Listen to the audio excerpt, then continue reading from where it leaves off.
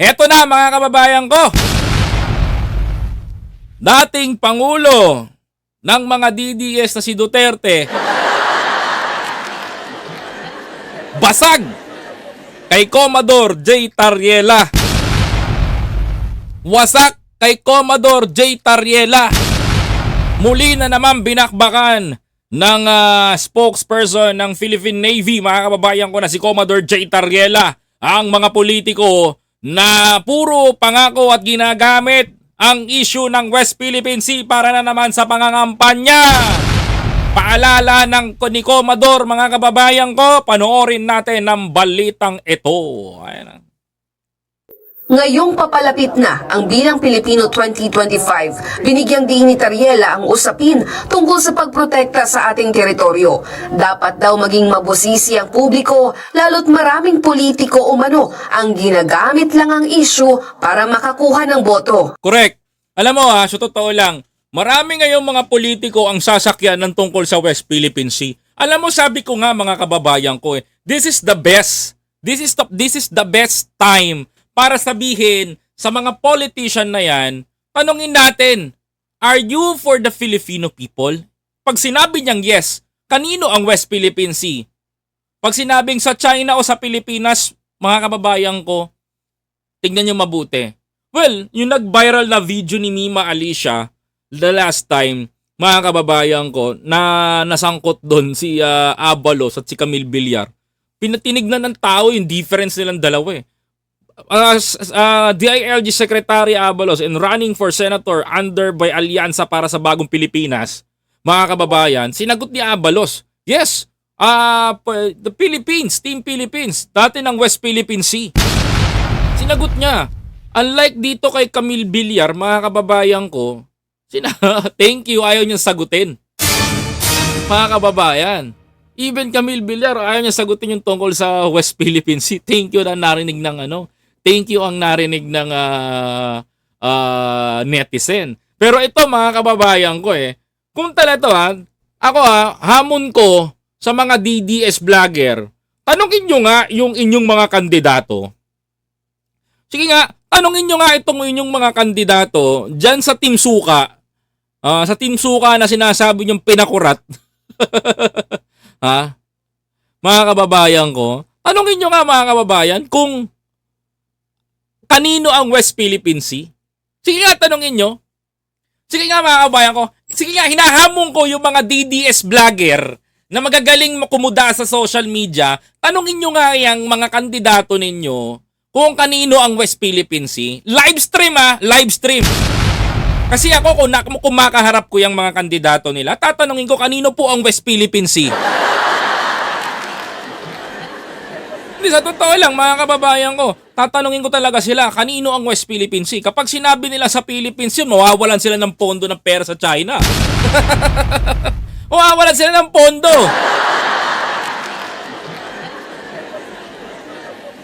According to the news, di umano, mga kababayan, di umano, mga kapatid, na ang PDP na pinatatakbo nito ni Duterte, hindi yung kay Coco Pimentel ay funded ng China. Sige nga mga kababayan ko, this is the perfect timing Kung matatapang ba talaga tong mga DDS vlogger na to, ayoko kayo pangalanan, baka sumikat lang kayo di sa channel ko Tatanungin ko nga kayo, tanungin nyo nga yan, interviewin nyo nga yung mga senador ninyo kung kanino talaga ang West Philippine Sea. Kanino talaga? Diba? Sagutin nyo kami. Kasi total naman, pinagmamalaki ninyo, ang gagaling ninyong kumuda, ang gagaling nyong bumatiko sa administrasyon. Diba? Ang gagaling nyong bumatiko sa administrasyon, ang gagaling nyong murahin si PBBM, sabihan ng bangag. Diba? Tapos ngayon, mga kababayan ko, pag tinanong nyo yung mga senador ninyo, kanino ang West Philippine Sea, mga kababayan ko, baka hindi makasagot yan. Diba? Mga kababayan? Tapos ngayon, ngayon may nagtanong sa senador. Well, job well done kay Mima Alicia kasi natanong niya si Abalos na gano'n. Straight to the point. Then Abalos, sinabi ni Abalos, Philippines, diretso, mga kababayan ko. Diba? Pero pag tinanong mo yung mga Team Suka niyan, tatanggi sumagot yan, pupusta ako. Hindi sasagot ang diretsahan at straight na sabihin sa Pilipinas. mga kababayan. Tuloy. Wala ng Pilipinong Ito tingnan nyo, binanatan dito Ito tama yung sinabi ni Commodore J. Tariela dito Talagang binanatan niya tong si Digong, mga kababayan. Tingnan mo, tahasan niyang tinira to. Panoorin nyo. Umano, ang ginagamit lang ang issue para makakuha ng boto. Wala ng Pilipinong mabubudol na sasabihin mo magje-jet ski ka, dala mo ang Philippine flag to counter China. You need to look at their track record. Ano ba ang naging Ito gusto ko tong banat ni Commodore J. Tariela dito Sa totoo lang, gusto ko tong banat niya dito. Alam niyo kung bakit gusto ko yung banat ni Commodore J. Tariela dito? Na sinabi niya na ito, the word Pilipinong is, mabubudol wala nang Pilipinong mabubudol.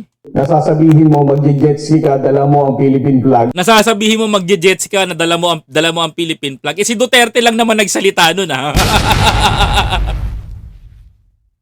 Hindi na gagawin ni Duterte magsalita niyan. Pag sinabi ni Duterte na mag-jet ski siya, pupunta siya doon sa West Philippine Sea, ay matatanggalan sila ng pondo.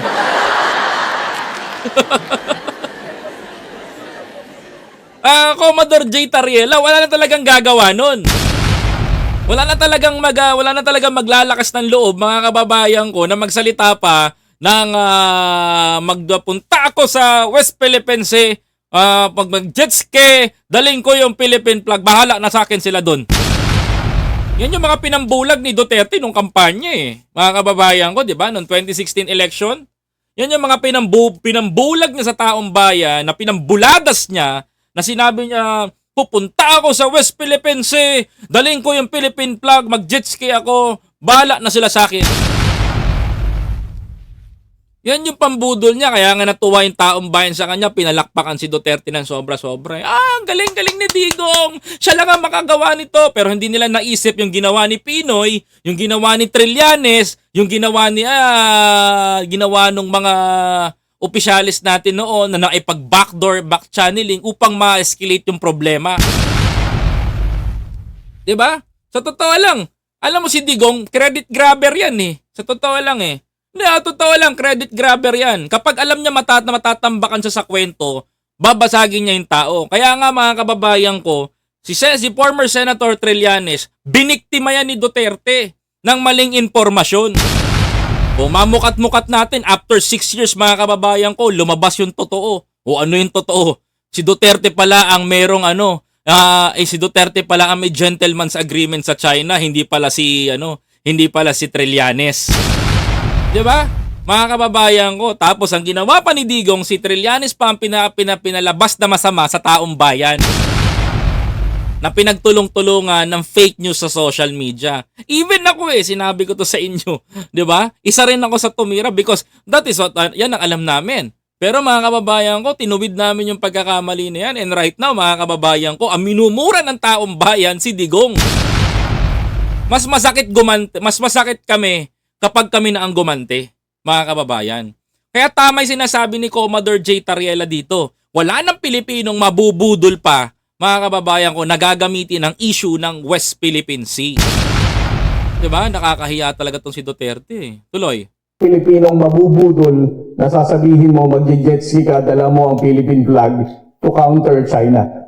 Subukan nga. Ba't di ka subukan ni Digong ngayon yan?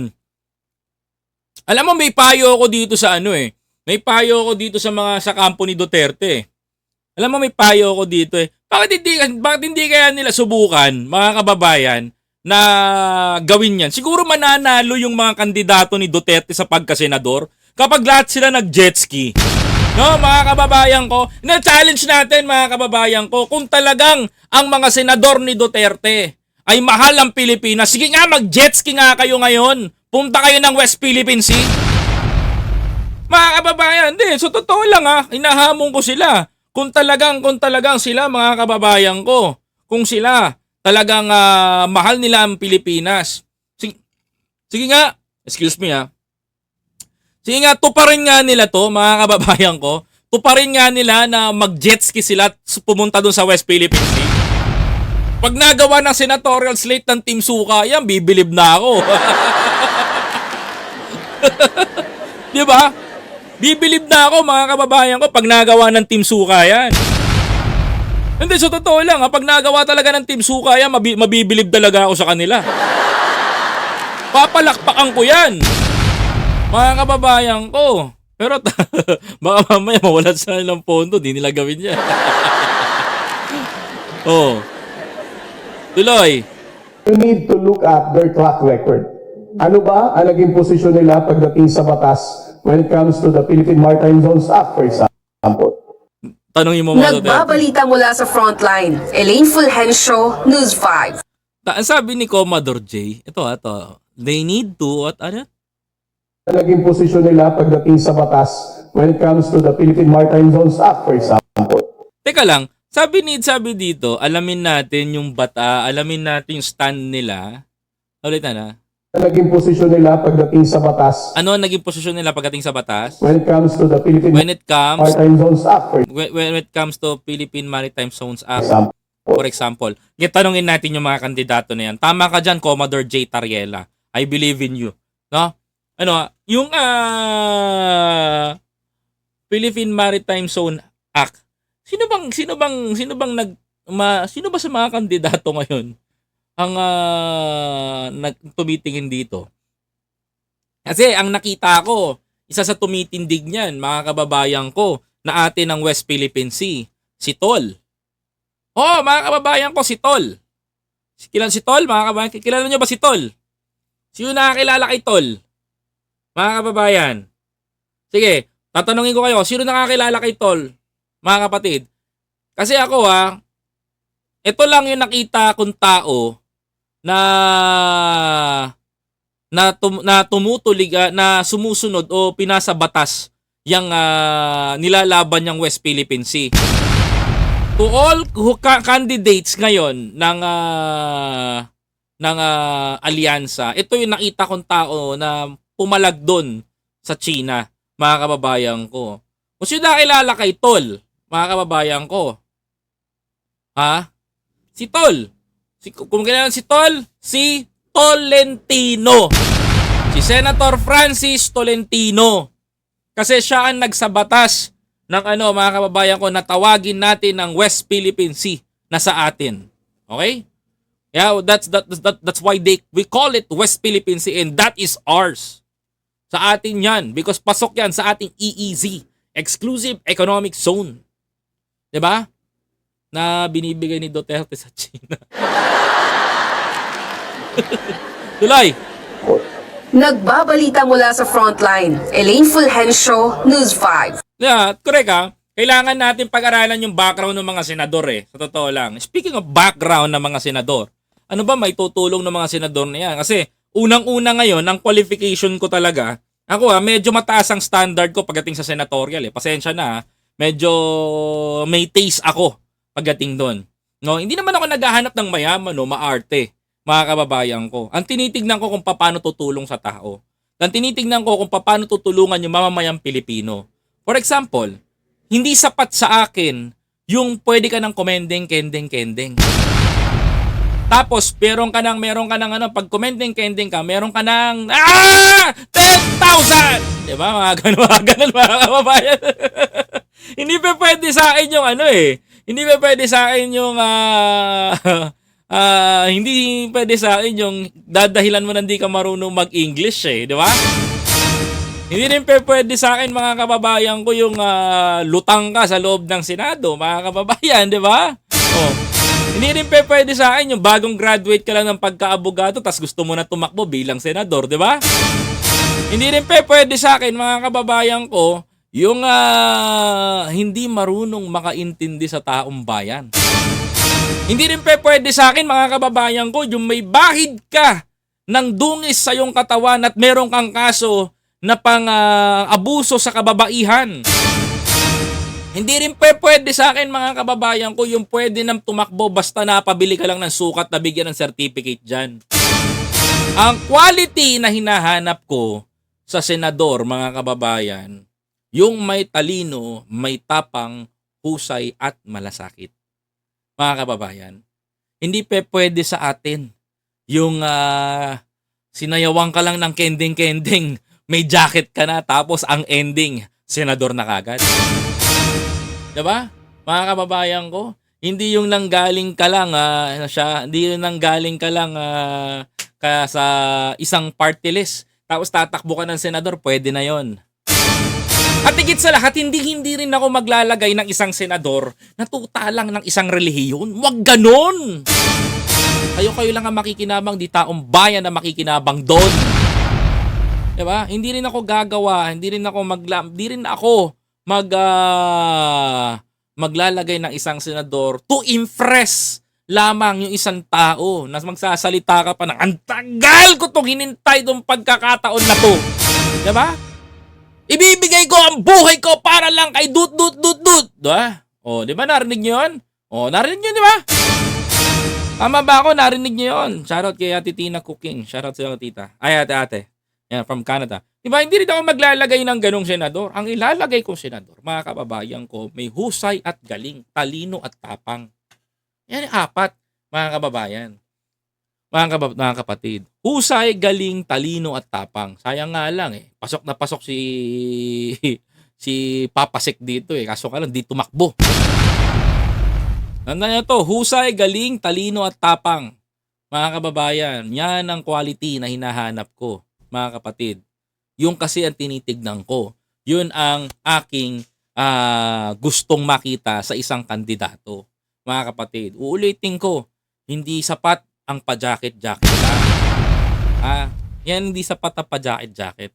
Kasi, pag pumasok ka ng Senado, dapat alam mo ang batas. Alam mo kung ano ang pupuntahan mo. Alam mo kung ano dapat natin gawin.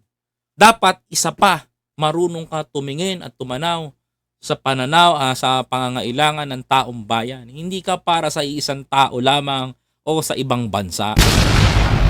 Supposed to be you are pro-Filipino and you are for the Filipinos. Yes, of course, not pro-China. We know that, mga kapatid. Di ba? Yun naman ang kailangan natin, mga kababayan. Siyempre, ngayon pa lang, mga kababayan, kung kilatisin nyo na, mga kapatid. Di ba? Kilatisin nyo na. Buksan nyo na. Di ba? Aminado ako sa sarili ko. Alyansa para sa bagong Pilipinas is not perfect. Yes. Hindi sila perfect. Baka sabihin nyo, puro kabila yung binabanatan ko. Hindi perfecto ang alyansa. Merong isang anay dyan. Diba? Mga kapatid, merong isang anay dyan. Mga kababayan ko. Meron at meron dyan. Hindi pa pwedeng maging perfecto yan. Meron at meron tutulig sa kay presidente dyan pag nakaupo na. And I expect that. Mga kababayan ko. And I'm ready for that. Mga kapatid. Hindi para patikusin sila. Well, for the meantime, because ako sumusunod daw kay Presidente Bongbong Marcos, kung ano man ang gusto niyang mangyari sa Pilipinas, susuportahan ko because yan ang sinusuportahan niya. And sabi ko nga sa inyo, pinanalo natin si PBBM for 6 years. Kailangan sumuporta tayo. And yun dahil yun ang sinuportahan natin maging presidente. Hindi para lumipat ako dito sa mga Duterte. Over my dead body, hindi ko gagawin yun. Until the last drop of my blood, hindi ako aalis dito. Mga kababayan. Kaya sa pagpili ng mga senador, hindi ko sinasabing lahat iboto ninyo. Matuto kayong kumilatis, kilalanin ang mga taong ito. Kaya naman, mga kababayan ko, mga kapatid, mga kapatid, aralin natin, maging mausisa tayo, busisiin natin ng mabuti at kilalanin natin ang dapat nating kilalanin na isang senador ngayong 2025. Maging mapanuri, maging matutong mag-usig, matutong kumilala, huwag magpaloko, huwag magpabudol, huwag na huwag tayo mismo maniniwala sa mga pangako na mag-jetski, pupunta sa West Philippine Sea, ang ending pagkapanalo, ginagawang tarantado ang mga Pilipino.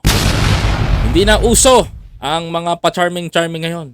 Ang kailangan ng Pilipino ngayon 2025, yung marunong magtrabaho, marunong magserbisyo, may talino, tapang, husay at malasakit para sa taong bayan. Yan dapat ang ating number 1 na tinitignan at qualification ng isang senador. Kaya mga kababayan, pumili kayo ng mabuti. Huwag magpabudol, huwag magpaloko.